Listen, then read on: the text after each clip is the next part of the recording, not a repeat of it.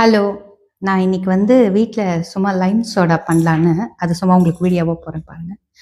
ஏன்னா, நம்ம எப்பவுமே சாப்பிட்டு வந்தப்புறம் கொஞ்சம் டைஜஸ்ட் ஆகணும் இல்லையா? கொஞ்சம் ஹெவியா சாப்பிட்டா டைஜஸ்ட் ஆகறதுக்கு இது ரொம்ப நல்லது. இது வந்து ஆந்திரால ரொம்ப ஃபேமஸ் வந்து நிம்ம சோடான்னு சொல்லுவாங்க. இந்த வெயில் காலத்துல நம்ம வந்து இந்த திருச்சானூர் கோவில் அந்த சைட்லாம் போனோம்னா, இந்த சோடாவ கண்டிப்பா 1, 2 சாப்பிட்டுடுவோம். அந்த மாரி சோடா தான். இது ஹோட்டல்லயும் ஜென்ரலா எல்லாரும் சாப்பிடுறது தான். சும்மா நான் பண்றது வீடியோவா போடுறேன். பாருங்க எப்படி பண்றேன்னு.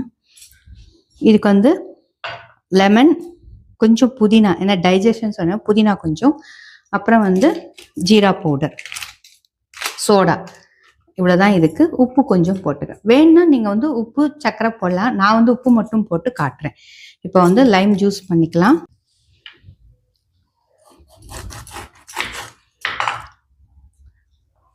நம்மளுக்கு வந்து புளிப்புக்கு தகுந்த மாதிரி லைம் போட்டுக்கோங்க. சில லைம் வந்து புளிப்பு இருக்கும், சிலது வந்து புளிப்பு கம்மியாக இருக்கும். ஜூஸ் நிறைய வராது, சில நல்ல ஜூஸ் வரும். அதை பார்த்து நம்ம போட்டுக்கலாம்.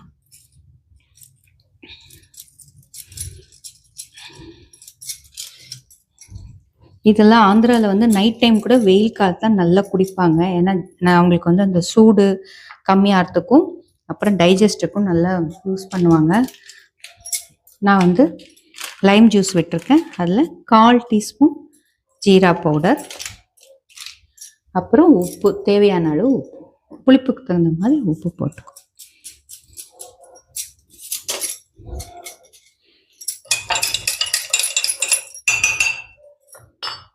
இப்போ இதில் வந்து மின்ட் லீஃபு, இது சும்மா நான் வந்து கட் பண்ணிவிட்டு இந்த தோலோட இந்த பழத்தை இதில் போட்டுருங்க. ஏன்னா அது வந்து நம்மளுக்கு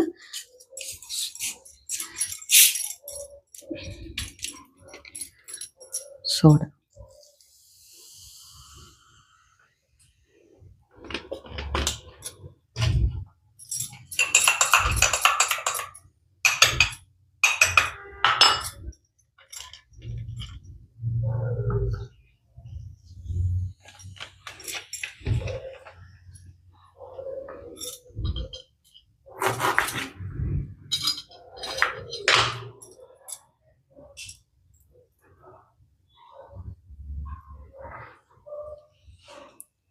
நிம்மு சோடா ரெடி.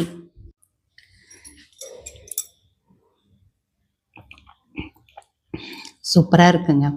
வீட்டில் நம்ம ரெடி பண்ணி இந்த மாதிரி குடிக்கலாம்.